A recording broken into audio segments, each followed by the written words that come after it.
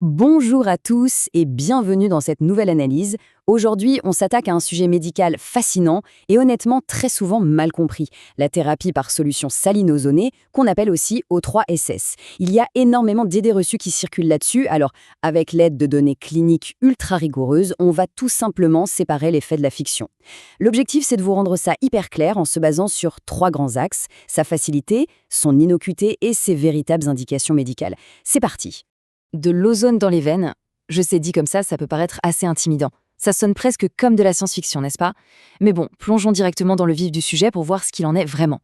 Parce que vous allez voir, la réalité médicale est en fait beaucoup plus élégante et contrôlée que ce que cette question laisse imaginer. Alors, concrètement, de quoi on parle? L'O3SS, ce n'est évidemment pas le gaz atmosphérique qu'on respire dans la rue. C'est une préparation méticuleuse. En gros, on prend une solution saline isotonique, tout ce qu'il y a de plus classique en médecine, et on vient la saturer avec un mélange extrêmement précis d'oxygène et d'ozone médicale. Donc, on ne vous injecte absolument pas un gaz pur, mais bien un liquide thérapeutique stérile, dont les dosages sont calculés au millimètre près par des générateurs spécialisés. Et pour bien comprendre tout ça, on va structurer notre analyse autour de trois piliers centraux. D'abord, la facilité d'utilisation. Ensuite, l'innocuité, c'est-à-dire sa sécurité. Et pour finir, les indications médicales. Ce qui nous amène à notre premier pilier, la facilité. On parle ici d'une procédure vraiment simple, et le point crucial, c'est qu'il n'y a aucune manipulation sanguine. Pour vraiment saisir cette facilité, il faut comparer. Historiquement, l'ozonothérapie se faisait par ce qu'on appelle la grande auto-hémothérapie. Le principe, il fallait prélever le sang du patient, le traiter à l'extérieur avec l'ozone, puis le réinjecter. Toute une logistique. La solution saline ozonée, elle, supprime complètement cette étape complexe. L'ozone est directement mélangé au sérum stérile, du coup, le patient reçoit juste une perfusion classique.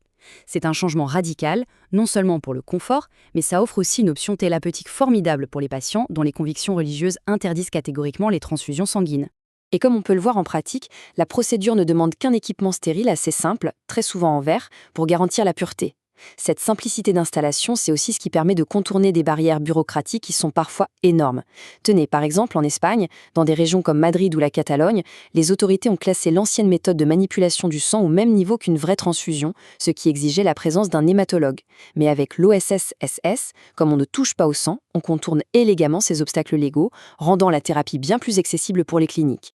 Et du côté du patient, l'expérience est super fluide. Les étapes sont hyper standardisées. On prépare le sérum, on le sature selon la prescription exacte du médecin et on l'administre. Toute la séance prend, entre 20 et 40 minutes grand maximum. C'est totalement indolore, très rapide et il n'y a littéralement aucun temps de récupération. Vous terminez votre perfusion et vous reprenez votre journée normalement.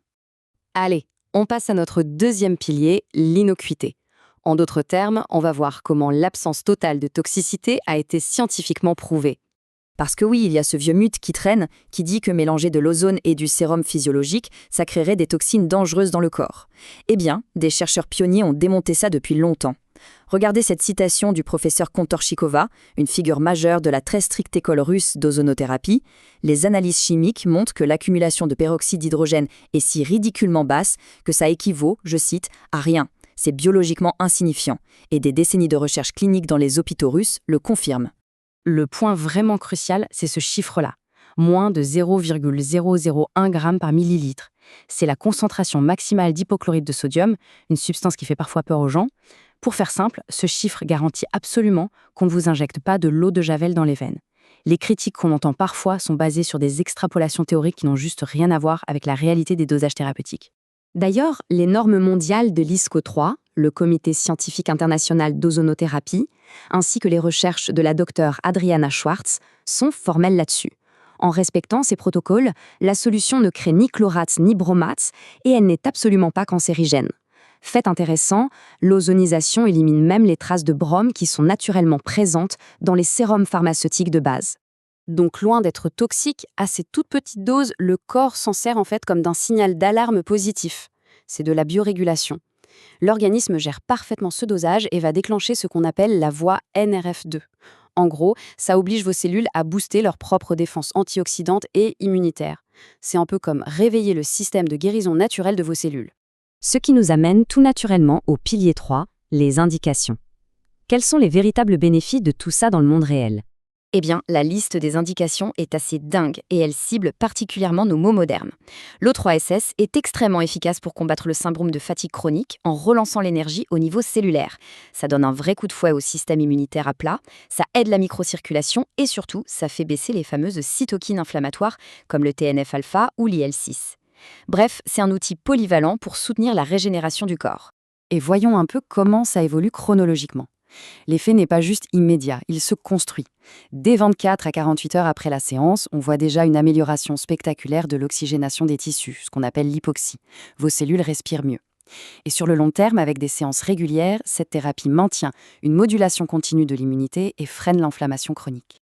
Par contre, attention, faut être très clair. Oui, c'est bénéfique pour plein de gens, mais ça reste une procédure médicale puissante avec des règles très strictes. C'est pour ça qu'il y a des contre-indications formelles. Par exemple, c'est un non absolu pendant les 3 premiers mois de grossesse. Pareil, si on a une hyperthyroïdie toxique non compensée, des troubles graves de la coagulation, ou si on est sous traitement à base de fer ou de cuivre. Les médecins doivent impérativement vérifier tout ça avant de commencer. Et si on insiste sur ces règles, c'est parce que ces indications s'appuient sur un socle scientifique massif. On parle de normes mondiales validées par l'ISCO3 ou de revues médicales spécialisées en Espagne. Mais historiquement, il faut savoir que c'est pratiqué massivement dans les hôpitaux publics en Russie et en Ukraine depuis les années 80.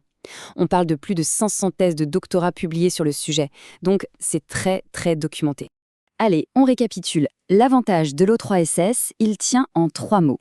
Sa facilité, c'est simple, c'est stérile et sans toucher au sang. Son innocuité, on l'a vu, c'est scientifiquement prouvé, 0 accumulation toxique. Et ses indications, de vraies solutions cliniques pour la fatigue, l'immunité et la circulation. Ce qui nous amène, pour terminer, à une question un peu provocatrice. Vu la solidité des données, vu que c'est économique et si peu invasif, on peut vraiment se demander combien de temps faudra-t-il encore pour que cette thérapie quitte son statut de médecine complémentaire pour devenir un vrai standard dans le bien-être de demain? C'est une réflexion fascinante et ça laisse entrevoir des perspectives incroyables pour notre santé. Merci de nous avoir suivis pour cette analyse et prenez soin de vous.